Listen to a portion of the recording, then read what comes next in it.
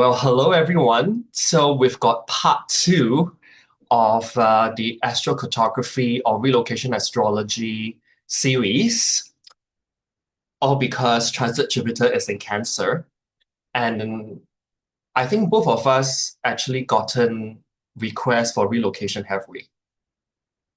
Yeah, hi from me as well. I've gotten a lot of requests as well, and it's a bit of a topic I think very prevalent right now for many people.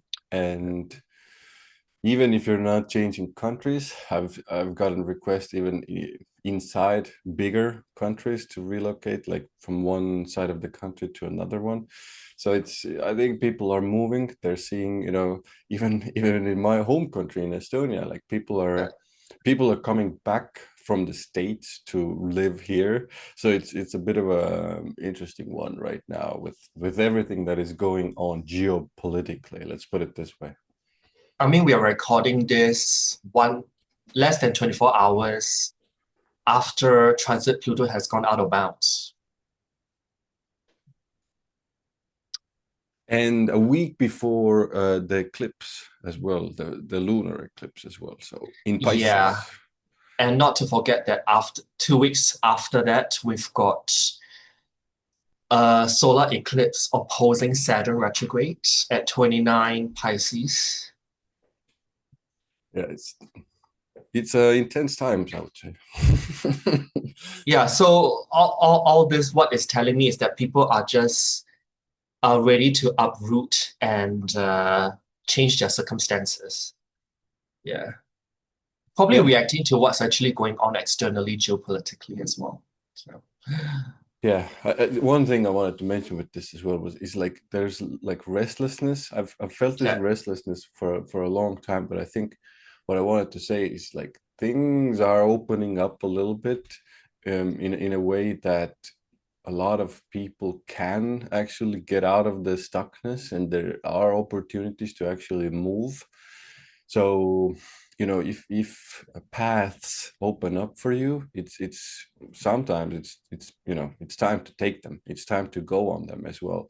So be open and curious and ready to go, I would say. I'll add to that a little bit because, like, since transit Jupiter is an exaltation in Cancer, when I think about Jupiter, it's potential returns of investment. But in order to make things really happen, you need to tap into Saturn because Saturn crystallizes whatever that you can see as potential prior. And if you think about it, what follows after the Jupiter root sign of Sagittarius Capricorn? But however, I'll just like to tell people that don't get too hung up regarding um, Jupiter's potential and then you just scatter your energy all over the place because this may actually lead to subsequent depression. And true enough, if I'm not wrong, I think it was Frank Clifford, the longtime astrologer, that actually said that um, he has noticed a lot of Sagittarius heavy charts are prone to depression. Yeah. Yeah, everybody gets so riled up and all excited all the time. Well, And because if I think about Jupiter or Sagittarius, it is the gaslighting sign, one of them. You gaslight yourself too much, you just kind of, just kind of hop off the cliff. yeah, I've definitely like I've seen people like get super excited with a lot Yeah. of Sagittarius energy, and they're like almost like excited all the time, excited. And then when like the real like that I said crystallize, Yeah. with and Saturn you need to put in the work, you need to do the actual thing. And once that gets in, people are like, oh, it's not as easy or not as exciting as like Well, the envisioning and going into that place. Saturn and Capricorn is also making the CEO or executive decision. So you can gaslight yourself up all you want, but if you're not taking the initiation, because Capricorn is a cardinal sign, and really make that ballsy move, And Capricorn is a serious sign as well. You gotta be serious about it. Yeah, guys. So if you're all excited right now, Yeah, it's like the opportunities are there, but you yeah. need to do it as well. And this is why we're here as well, because we're going to share some real life stories and a couple of other things as well. So I think there's a lot here. So we'll also share my screen, and Donny will share his as well. We'll go back and forth. There you go. Okay. So we're starting. Uh, Can you see? No, Not yet. not yet. Ah, let me try again. Okay, cool. Yeah. There it is. Okay, so we're going to tap into like real life stories of our own. We're going to share both of our own charts as well. So guys, this is exciting things. And hopefully by the end of it, you will get out of the only excitement part, and will get you into like doing and creating action in the real world as well. So click quick agenda kind of overview, like why are we doing this. So we're going to share some client stories, how we work, and some personal stories with relocation astrocartography as well. So for me, it's like astrocartography. It's not to control everything. It's more like guidance. Because again, I'll jump into a personal story right now, because I'm taking a personal journey with my family, and we're going through many countries, hopefully in the very near future. And it would be crazy to go through basically all of them and try to control all of them. So I'll basically what I will do is I'll just look at some of the lines, some of the charts that will influence us, and then once we're there, we'll also kind of like tune into the energy of the place. Because for me, it's always important to do that as well. So we can look at the lines always, and we can get a lot of information from that. But the way you will feel in that specific place where you're going to, I think that's very, very important. Because let's say even like you're going into another country and you're trying to buy a house, you go into the house, you're going to see how you feel in that house. So that's a really big part. But like why we try to control it is most likely you and what I've experienced with people is we're just afraid to feel the emotions and feelings.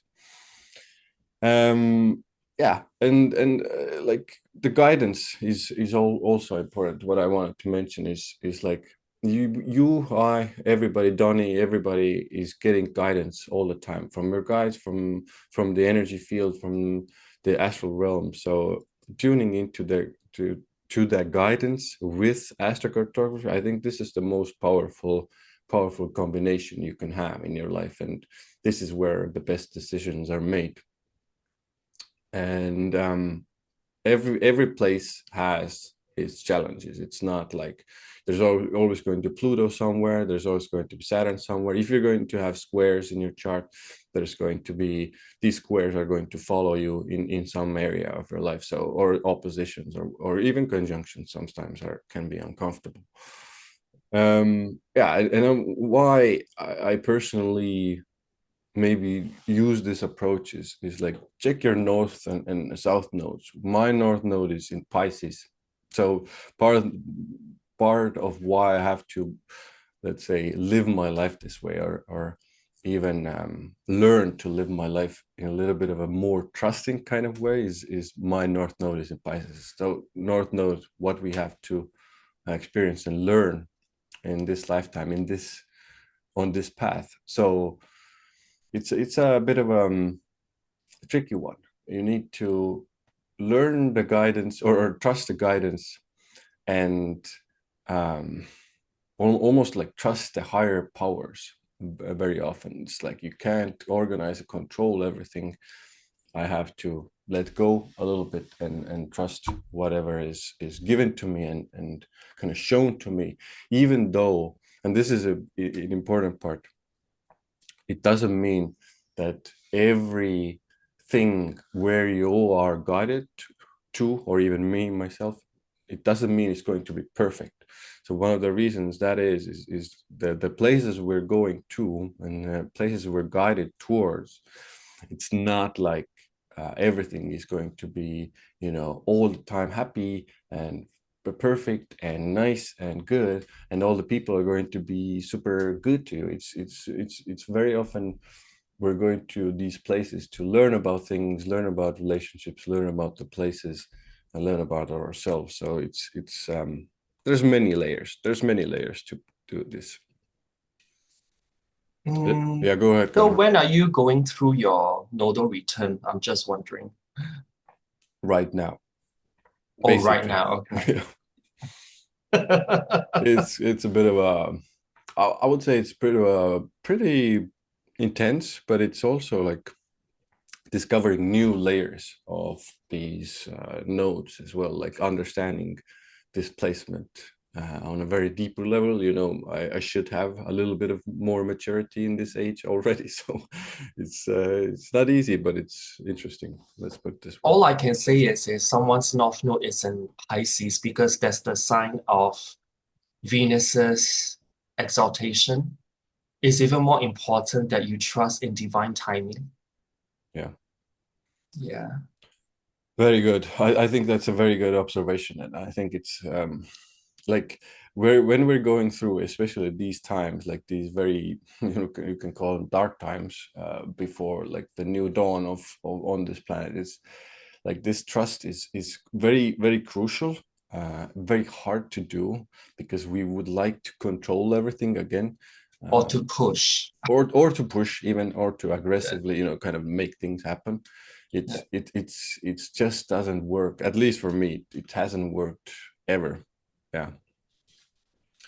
But okay, so let's start with like some stories from our work. Let's put it this way. So I want to share a story with how I work with a client, and this is a very specific client, who I've become, let's say, like online friends with almost, and we're like supporting each other sometimes, and following each other. So it's a good relationship from our, or from my end. And you want to, especially if you're watching this and you're in this business, kind of like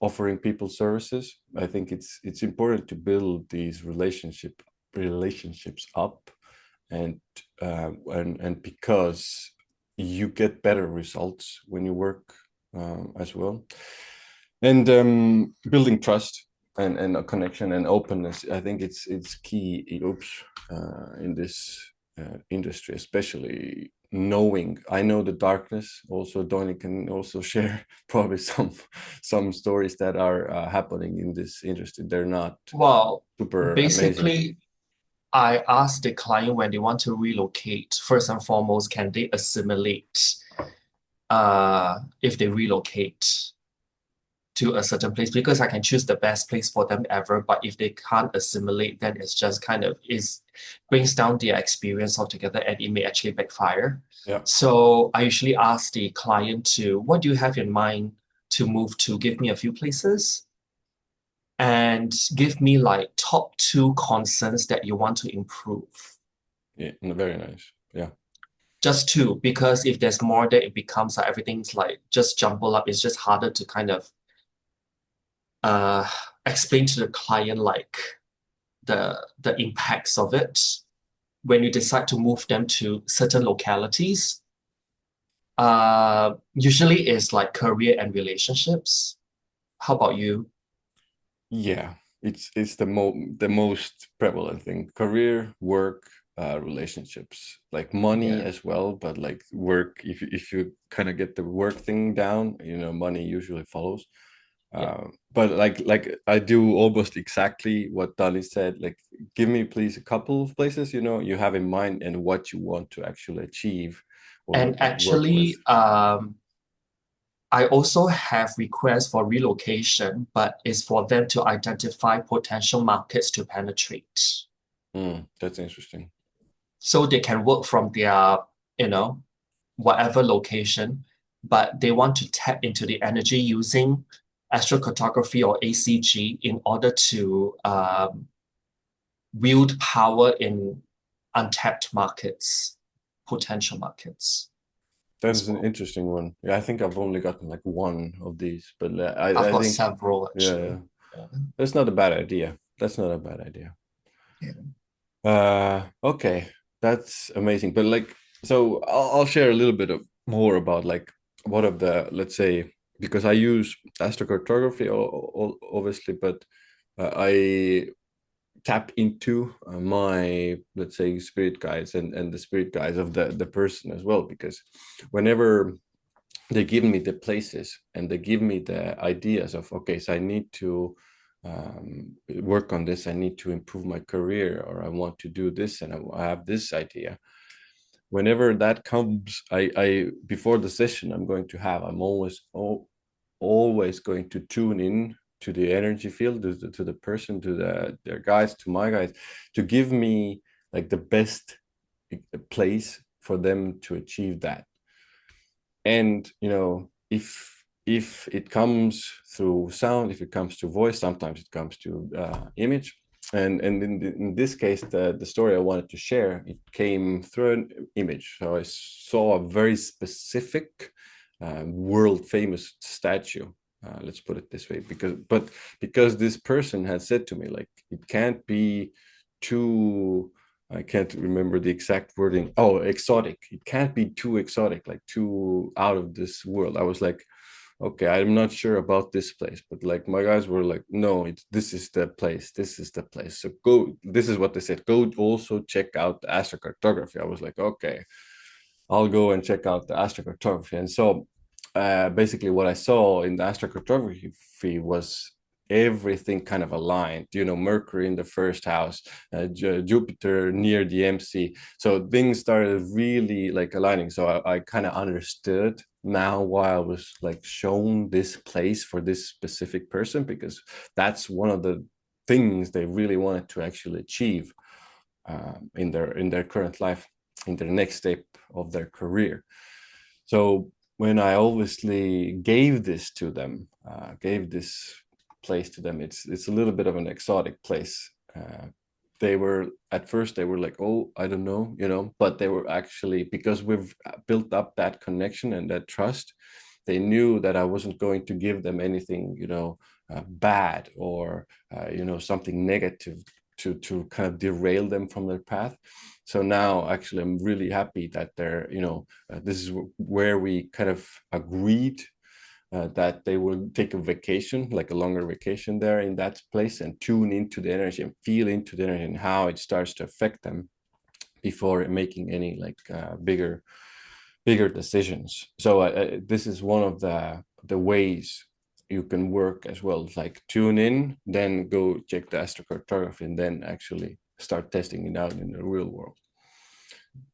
Yeah, and I have another story about this very specific place, because, or specific client, because, and just to be really clear, they allowed me to share these stories. Luckily, as well, again, that trust has been built.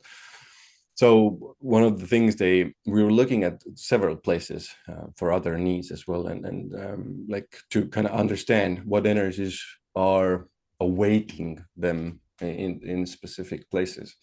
And they asked me actually about the place. We were looking at the place where they're currently at, and I was like explaining the house positions and planetary positions to them, like, oh, Jupiter is here, and Saturn is there, and maybe this is a little bit heavy, but, and actually in that moment they were like, Ian, this is all great, but like, how are you like feeling into that place? Like, what do you feel when you envision me in that place? And I was like looking at the chart, and I was like, Jesus Christ, I'm like super bored here. Like, this is the most, like, I haven't felt this bored in my entire life. And they start laughing.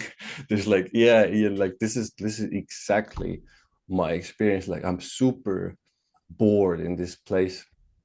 And You know, sometimes it can be like you're looking at the aspects, looking at the houses, the planets, whatever, and you're kind of like getting half of the story. And when you tune in, you kind of like understand, like, oh, this is what's actually going on. Like this is their experience in that place. And one of the reasons why I was like picking up that up, I was also like a lot of the planets in that area for them were under the horizon. So guys, when that happens, very often it can be more of a like an internal experience, not more of like an external, like they have not a lot going out externally, lots going on internally. But it can mean that, you know, from a human experience point of view, it can seem and feel a bit boring in that place. And to kind of counter that, like we were looking at another like bigger city, for example. We were looking at a very specific city in the States, and she asked me again to try and tune into that place because she had lived there for like 6 months, I think. And like, oh look, I was like looking at this and like explaining the aspects again and planets, but I tuned in and I was like, oh, this is more exciting. Like I'm more excited, I want to do things, I want to get out, I want to, you know, experience life. And this again, like they confirmed the story, that it actually that had happened, and they're considering, you know, going back there as well.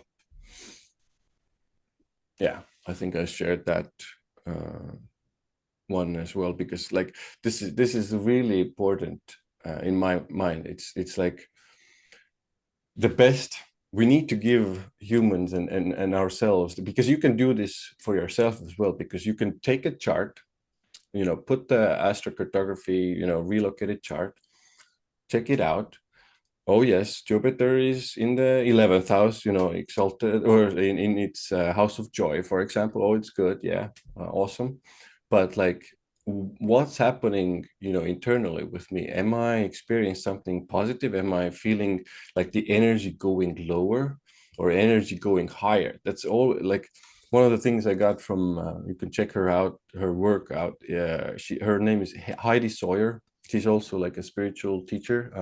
I think one of my mentors, and she has this really good technique, like to tune into things.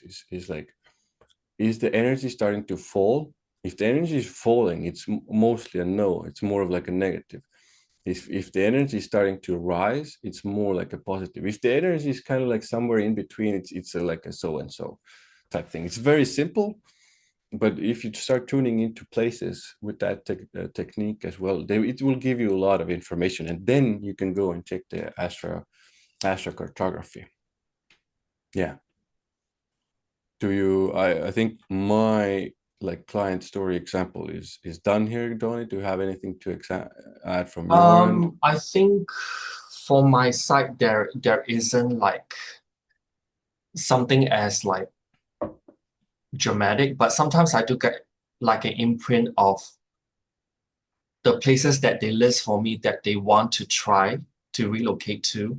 And I just instinctively just know like, oh, this one comes first and this one comes next, and Nice, and nice. then I'll just throw it back to them as like this is how I rank those and my reasonings.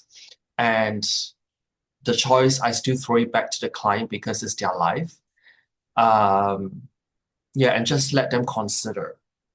Because I just lay out like, this place is the best because Yeah, XYZ. yeah, And then like this one, yeah, you do get the same energy of the first one that I rank the first, but XYZ. You know. yeah. Yeah. I think that's really important. Again, like it's like we're going to get the thing what Yeah. we're after, but we're also going to get a lot of other things that we're, you know. I mean, to put things in perspective, when you relocate, the chart rotates with you. And the longer you stay in that location away from your birth location, the angles of the chart become more and more potent the longer you stay away from your birth location. And not to forget that part of fortune and vertex also changes Yeah, and it gets imprinted stronger and stronger as you live in the locality that, you choose to relocate as well. Yeah, yeah. These are important things to keep in mind, guys. Everything shifts as we shift and change.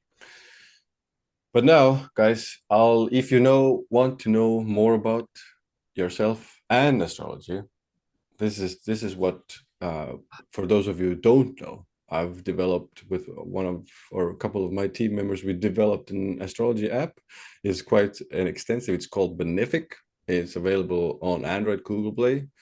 It will basically share or show you a lot about yourself, a lot about your internal and external experiences, and it will help you through these times. So go and check out Benefic as well. It's got over 4,000 downloads now. Yeah, so now I think this is one of the reasons we are all here as well. Personal stories. We're going to share some personal stories about and with relocation. It's going to be exciting, I think. And I don't know, Don, do you want to start? Do you want to share yourself, or what do you want to do? Or should I go? think I think you go first. Okay, Yeah. I go first. Yeah. So, like again, what you want to emphasize, it's the most important thing. World is very big. There's many lines. There's many opportunities. Very, very important to understand. Now, I will actually, I will try to get this one up as well to share. Oops. And this is how I will do it. And here, can you see this chart as well? Yeah. Yeah, yeah. Very well. Okay, very good.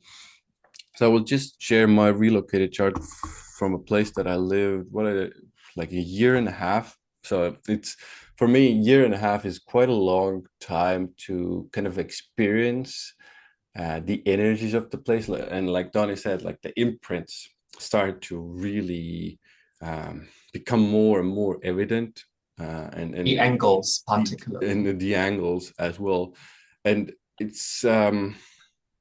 this experience for me has given, because when I went into this, uh, I was kind of like skeptical almost, because you learn astrology, you learn astrocartography, you travel, you get feel different things.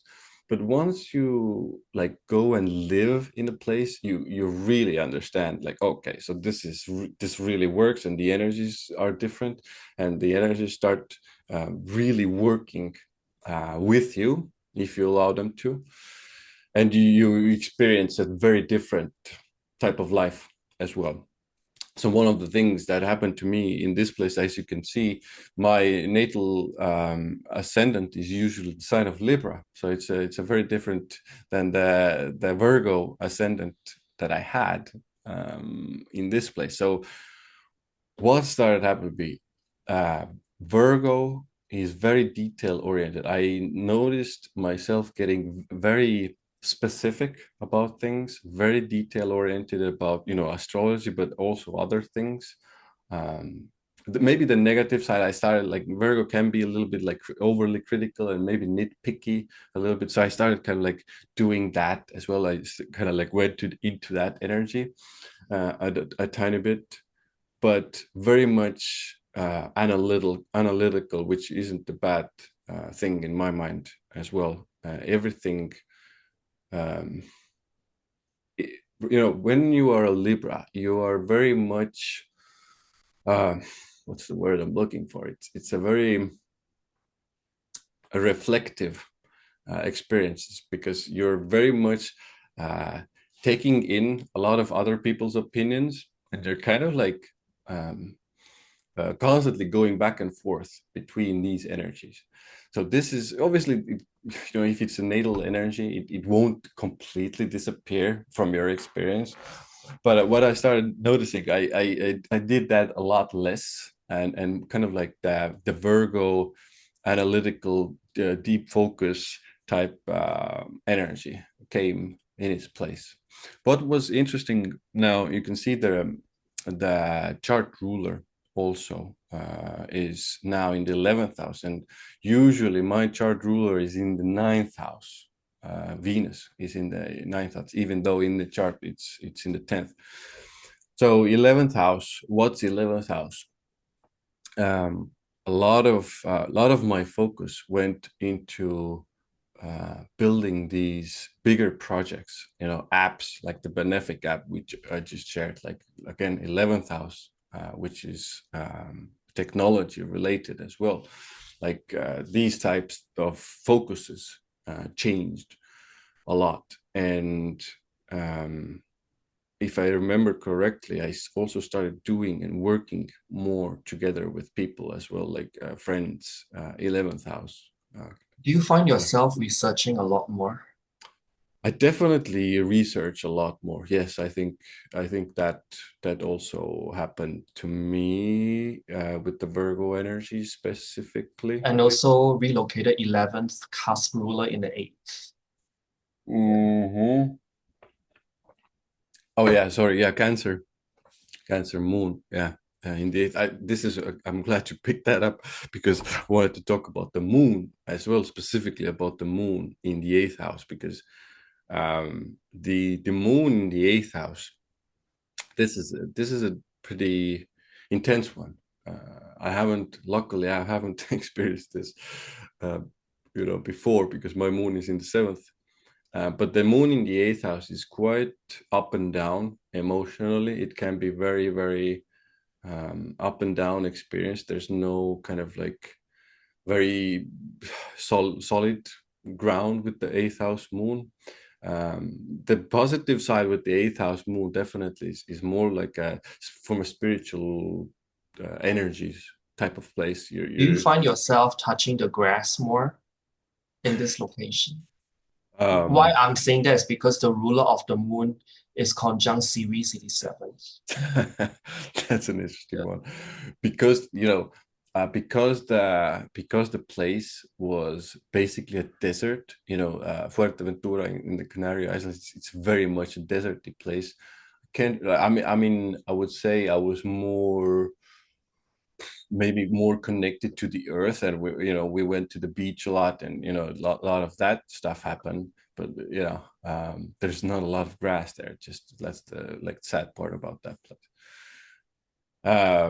So 8th house moon, yeah, like for those of you, you can really tune into like the spiritual realm will really open, and you will be more sensitive to the spirits and these type of spiritual energies. But like the negative side, you're kind of like up and down a little bit more. Like there's more like emotional crises with the 8th house moon, definitely. So I think, if you can, putting the moon in a pleasant place is definitely going to help you. Maybe it's in a good position, house wise, like 4th house. I guess maybe it's a little bit too overly emotional, but still you will feel more at home there if you're looking for that place. How are your energy levels there, though? Energy Do you find it levels, easier to energy. recharge? Just wondering. Well, let me just remember. Let me just try to remember. Uh, can't remember exactly the recharge, because there was so much going on. If you look at the 4th house, there's Saturn, Uranus, and Neptune there. We were kind of like at the same time renovating the place. Our sun was like starting to walk, and there's so much going on. But I do remember resting a lot more, like in the evenings. There was like Mm. more time for in the evenings for like kind of like relaxation, I think, if I remember correctly. You know why I asked that question? um I think from my end, I would go into the 4th house, Neptune, and maybe the Venus MC, what I would look at. I'm actually looking at the second 12 placements forming a yacht with Mars. Second, and oh, okay, yeah, yeah. They Yeah. are. because the base of the yacht is second and 12th house. Second house is how you recharge your body, and 12th house is literally resting and big pleasures. Yeah. So from that happened a lot. But like the for me it's always like very strange, like the rest with the south node. Like obviously if I go somewhere else the south node will be somewhere else, but like if south node is always in my 12th house and it's been there natally, I find it very very almost like difficult to rest anyway. Like there's a lot of things that start to go on if I go into the bedroom. So south node can do that at times, and it's almost like another world opens up in the bedroom when you try and go to bed. It's like the spirits come, so it's Imaginings go crazy. imaginations also go crazy. So there's a lot happening. Let me check like what else did I want to talk about, like this yeah, moon we talked about, ascendant. So Saturn Uranus we also talked about, like this is like fourth house Saturn Uranus, like it can be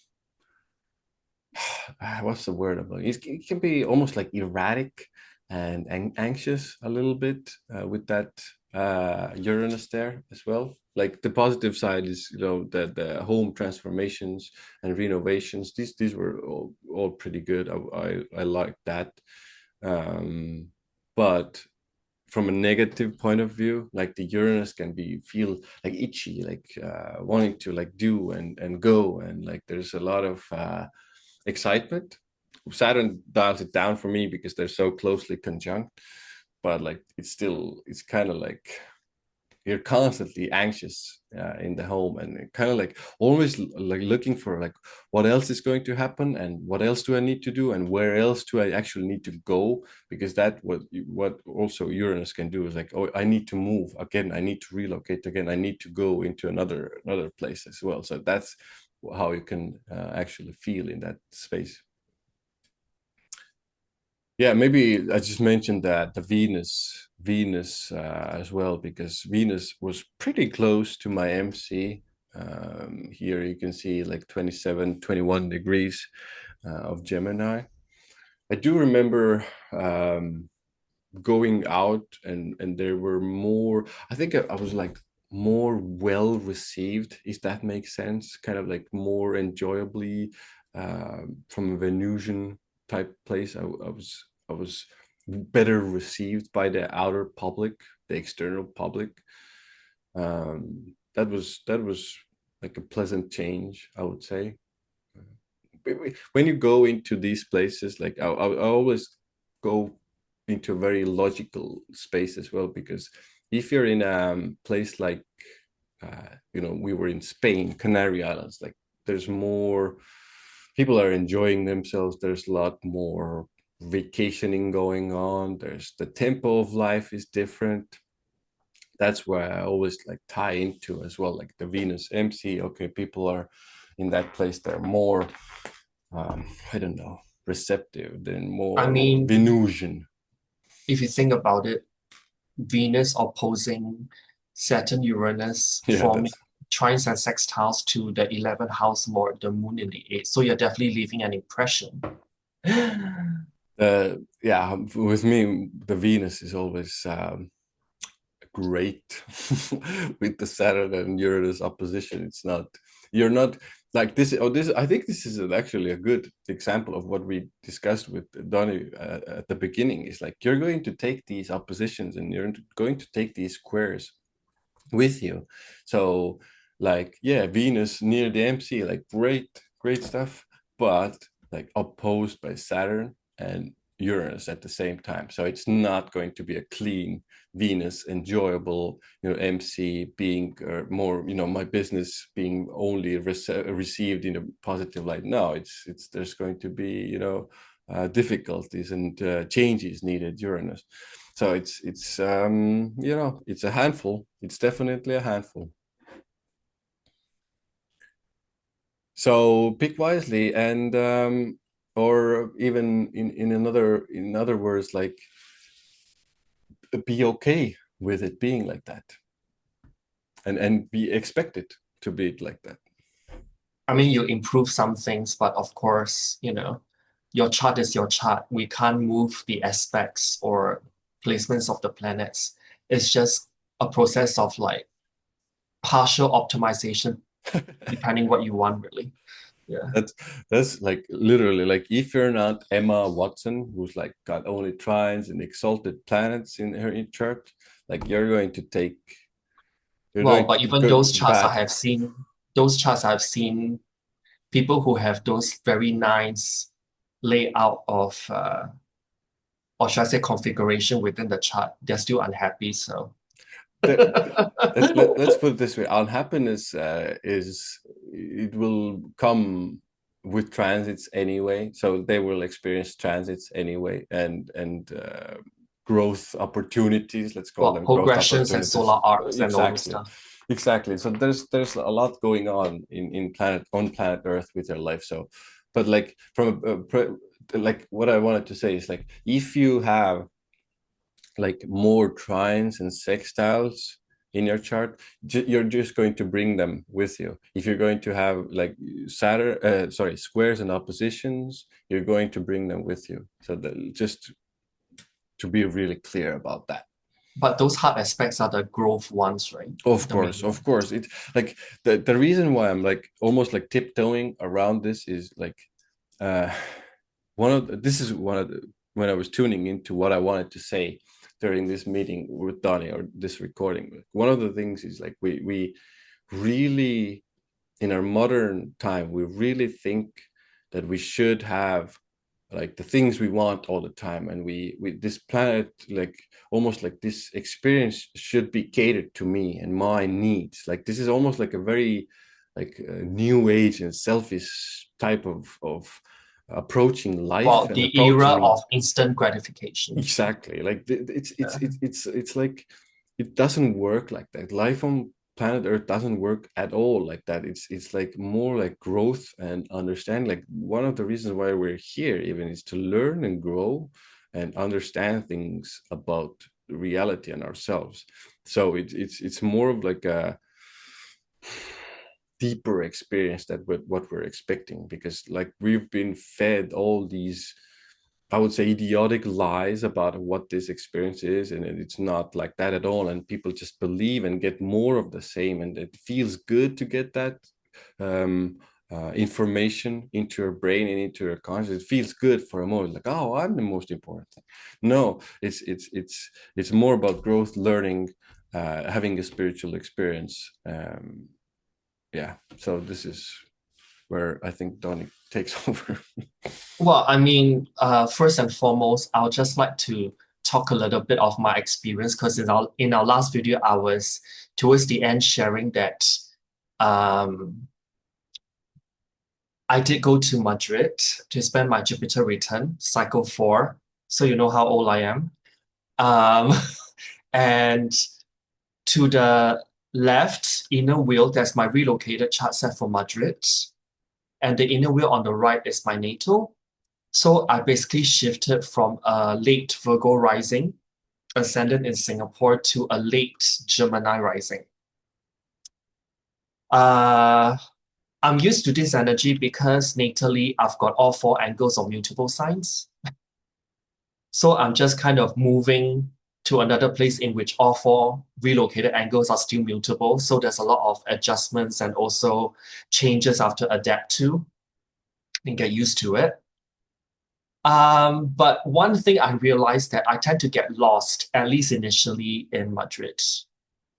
And where does that come from? My natal Mars and Saturn has moved to the third house. And third house, as we know, one meaning is transportation. So initially it was a struggle. And then the ruler of these 2 planets and the third house, which is the sun, goes into the 12th. So yeah, the struggle is a bit real the first couple of days, but I gotten the knack of it like by the end of in the middle of the week. So the first 72 hours is a bit rough. And I've got 3 planets in the 12th over in Madrid as well. But what I do like about this chart is that the MC is conjunct this fixed star that's called former halt. It's one of the 4 royal fixed stars. And I have read that former halt directly resonates with Archangel Gabriel. And I did have a few experiences with him over there as well because of the highest point or the MC or the midhaven of my relocated chart over there in Madrid aligns with that fixed star that resonates with his energy. So this is something that I have experienced over there.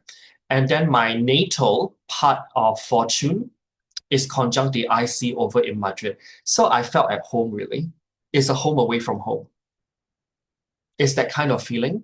Because my part of fortune in the 12th, it is talking about lands far away from where I am. And this is brought to the IC point over in Madrid. So this is something interesting to note. The 3rd and 6th house, yeah, those are not really super great. So it's not someplace that I want to stay for a long time. It's more of like a passing visit. And since now I can kind of get used to the transport system over there, it's becoming easier to travel through, not travel to, if you know what I mean. Yeah, travel through. That means it's more of like a transitionary place, but it is a place that I can consider. And not to forget that my North Node that's in my natal first house moves to the 4th. So that's why like there's this kind of familiarity, kind of. And it's a place in which I become more private as well. Because a lot more placements are going under the horizon. When it's above the horizon, it's more of like a public figure kind of energy. I literally wanted to ask that as well because below the horizon, a moon in the 12th as well, because that also kind of like I yearn for more, privacy. I would say usually. How did that play out there? Definitely more private. I don't feel like people are always watching me. So, yeah. So with your, fame, you can go into that place to relax and enjoy yourself. Well, I mean, I've got another one that I want to talk about in which like nice. All of my personal and social planets are underneath or below the horizon, and only my outer planets are above the horizon. That one is a place where I probably will be like enjoy that quite a bit.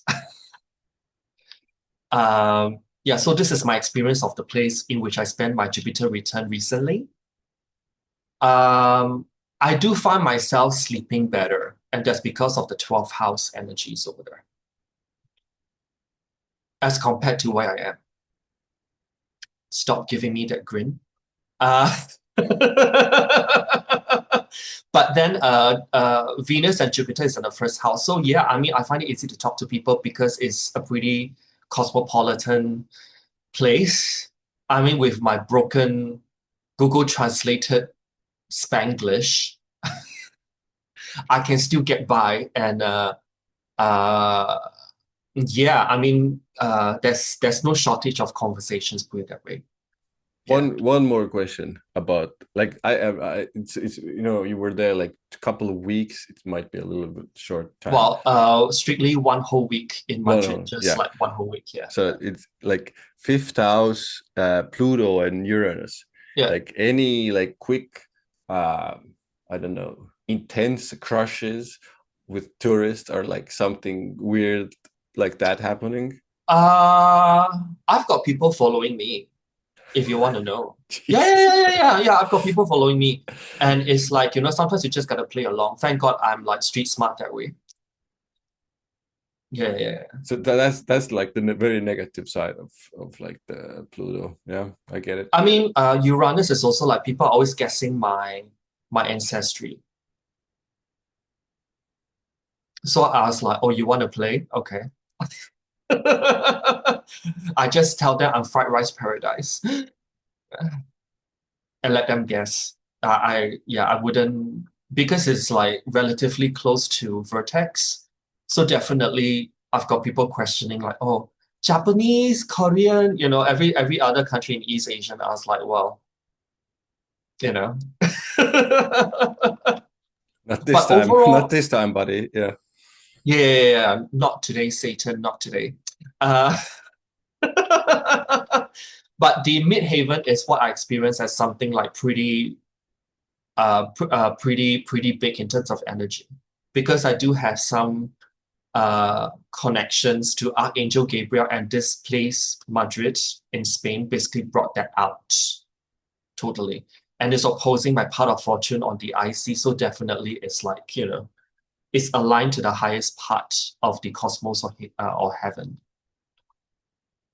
But the rest are just kind of, is to travel through, not travel to, and that's it.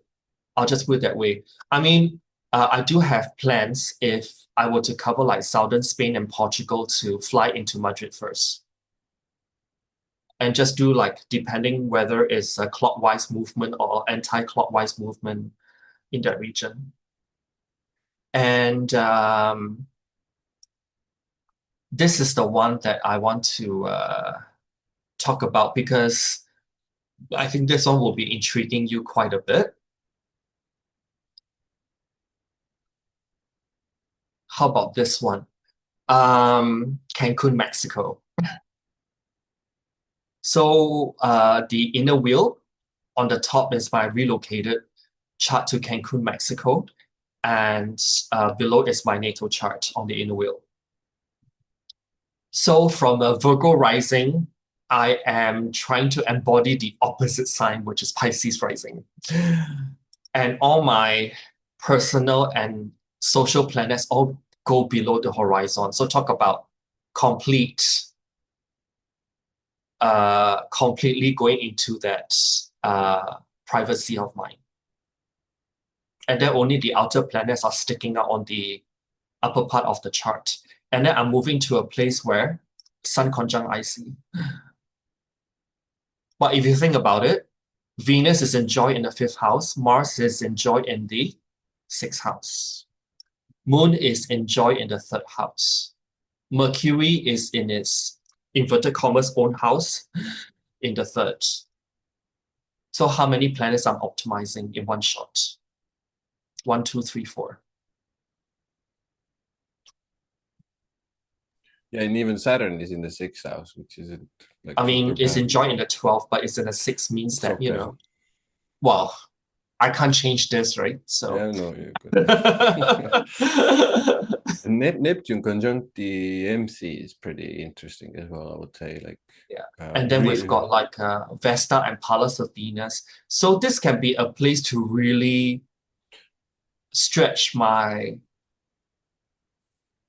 astrological capability, because Pallas of Venus is one of those asteroids that talks about pattern recognition, and nothing beats pattern recognition than it is employed in astrological analysis. when, Also, if yeah, go ahead. if I want to do some programming as well, just saying. Yeah. Because when I look at it, I think this is like, I think your psychic capabilities will also really be enhanced in this place as well, especially with the third house, moon, with Mercury, sun, everything is there. With And then Neptune, of course. the relocated vertex is close to conjunct my ascendant. Yeah, So interesting. there's this kind of karma that's linked to engaging with this place. Is North Node? Our North Node is in the seventh. It's not bad, as well. I would say. Well, I'll be hungry for relationships, like we both know someone. But but like you were, but like, you will. I think you will.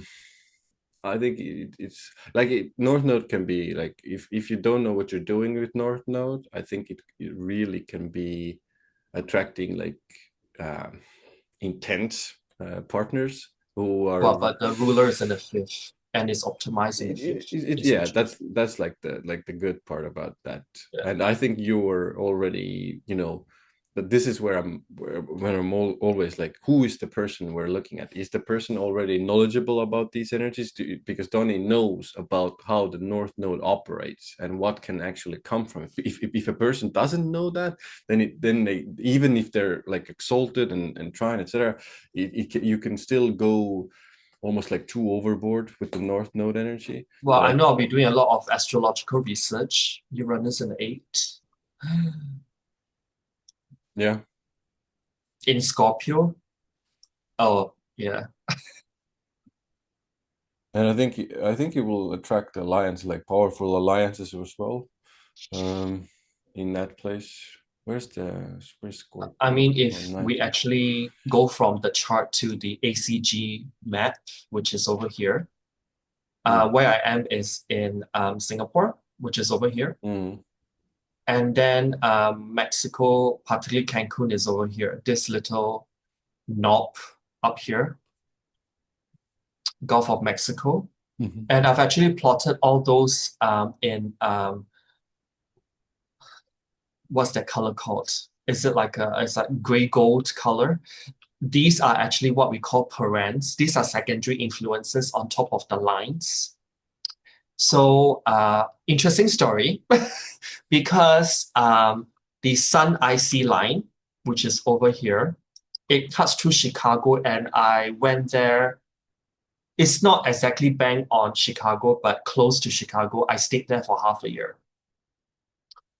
And I basically enjoyed the anonymous feeling of being there because of that Sun and IC line, because it cuts across Chicago.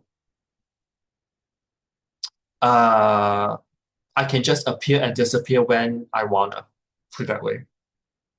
Yeah, abracadabra.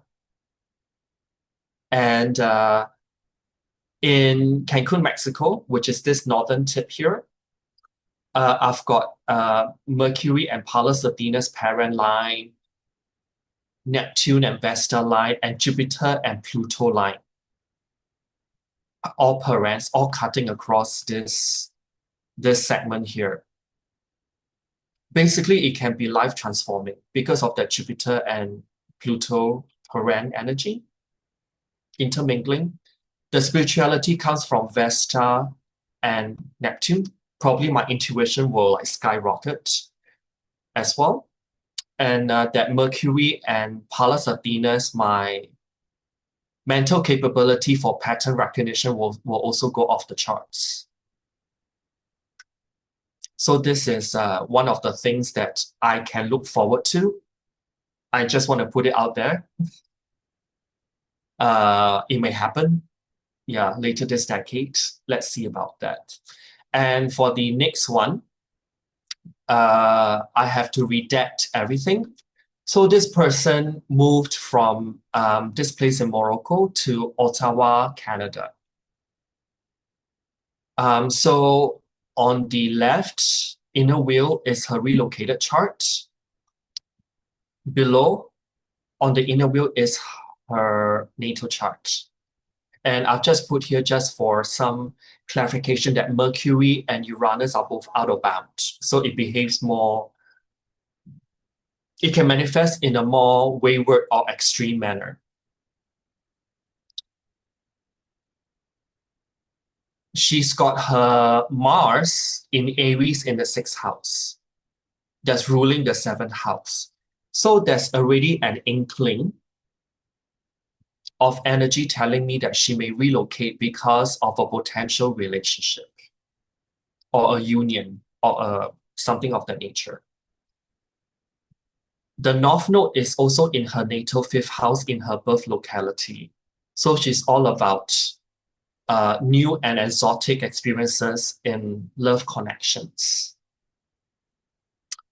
And she's got all this energy in Sag and Capricorn in the third house natally. which is 12 derivative houses from the fourth.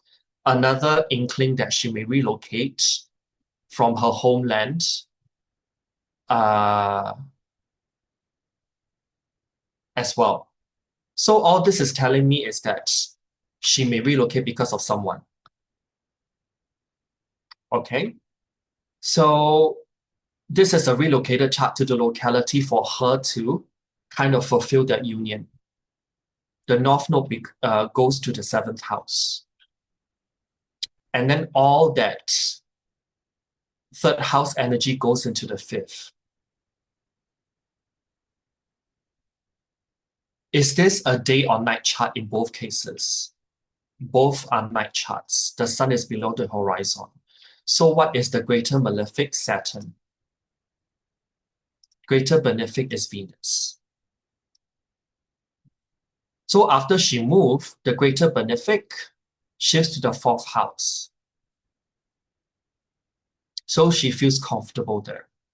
But the greater malefic moves into the 5th house, together with out-of-bound Mercury and all these other placements, including the relocated vertex.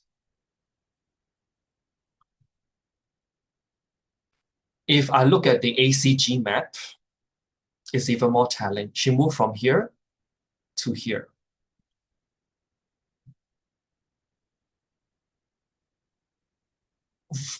Where she is natally, she's got the Juno and Jupiter parent running pretty close to it. So that Jupiter and Juno parent talks about optimism, Jupiter, or promise, Jupiter, opportunity, Jupiter, in the hopes of settling with a spousal or husband-like figure, is that Juno and Jupiter energy. And at the same time, she's got that Mars and descendant energy, which is over here, running through her birth locality, because she does have Mars in the 6th house ruling the descendant. So there's really an inkling of mobilization, Mars, take into action, Mars, to relocate or move for a partner or relationship, descendant. Now let's zoom in on that relocated locality in Ottawa, Canada. There's quite a number of things going on. First and foremost, you've got Pallas and the Pluto IC lines crossing over that locality. It can represent experiences that provide some kind of upheaval, Pluto. Pluto IC is pretty much bang on where she is right now, over in that part of the world. Mental anguish, and the unveiling of what's previously hidden or swept under the rug, Pluto IC energy.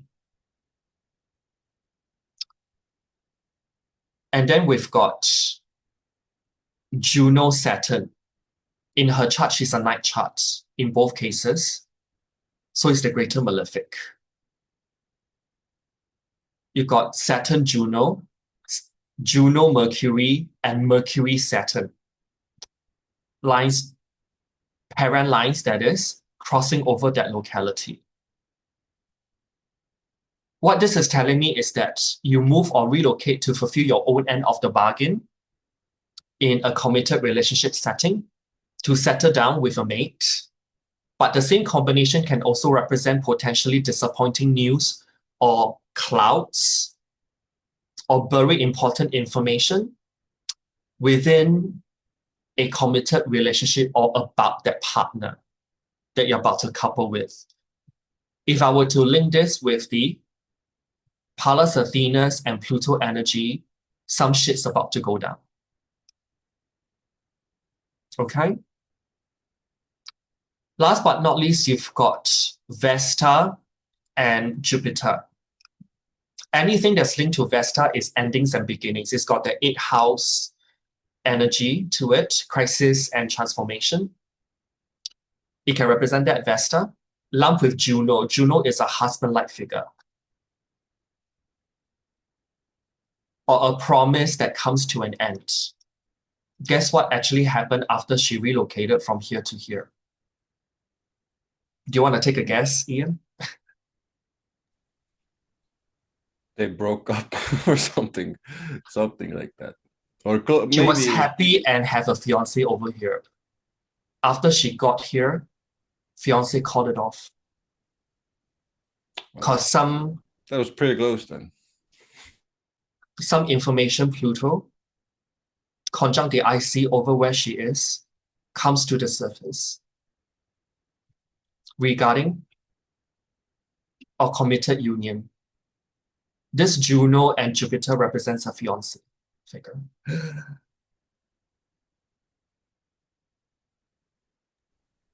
Cheating as well.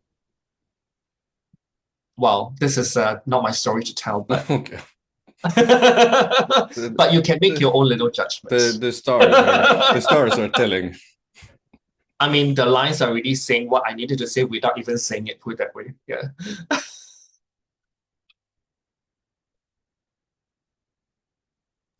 Yeah, I mean, it's there. I can see It's it. there. Yeah, it's And there. then even if you translate that to the chart, yeah, all that fifth house energy in her new location, and then that Rahu in the seventh house. Mm. She's happy there. I mean, but not as someone who's having a fiance, because the greater benefic is in the fourth house, where she is. So it's like a mixed bag. So this kind of brings me back to where what we talked about earlier pertaining to like, yes, you can optimize some, but you can't have it all, can we? Yeah, for me, like the when Pluto is so close to the IC, there's so much Plutonian energy all the time. So if you're going to go there, you really need to be okay with it and kind of like understand what it means, you know. Yeah. But I So think that besides yeah, your app, do you have anything more to plug? um, I have we Are have you back in your astrology hat we're do, era? we're we're doing so many things, but like very near things that's already out. There's a astro calendar for 2026 that's out now. You can find it on Christina's website. It's what is it? Urbanwitch.org. That's already out. Um, I can't even remember everything that I'm doing, but like these are the main ones: the app and the Are calendar. you going like fully back into consultation work? I'm doing consultation work now as well. So guys, you can definitely approach me, and I'm doing that.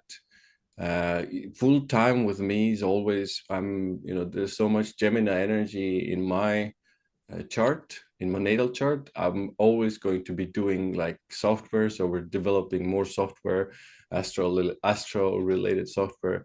So there's going to be this as well. That's going to hopefully come out next year, if all goes well. So stay tuned, as well. How about you, Donny? What's happening with you? I mean, I do what I do usually. So definitely consultation work is, I'm always doing it because that's my income. And I mean, if you guys want to have astrology on the go, I do have my community broadcast page on Facebook and also Instagram if you're interested. Because recently I've posted something that is I post a link to an article regarding Pluto out of bounds, and there is a difference between out of bounds in the northern declination for Pluto Mm, mm, and the southern declination of Pluto out of bound. There's actually a big difference. Basically, in short, uh, when Pluto goes out of bound in the northern declination, is power over the people. mm, From 2025 to 2035, it is transit Pluto will be out of bound in the southern declination. So power to the people, in short. So the next 10 years will be power to the people than over the people. So there you go. There's something to look forward to. And I think we've really been seeing that on what's happening recently with Indonesia. Yeah, Jakarta. I haven't even. I've been so much in the WAR news here. I've not even Yeah, been. there's actually like a revolution going on there. And on top of that, there's also a revolution going on uh, in Africa and also the Balkans. When I say Balkans, I'm talking about Serbia, but the movement is spreading as well.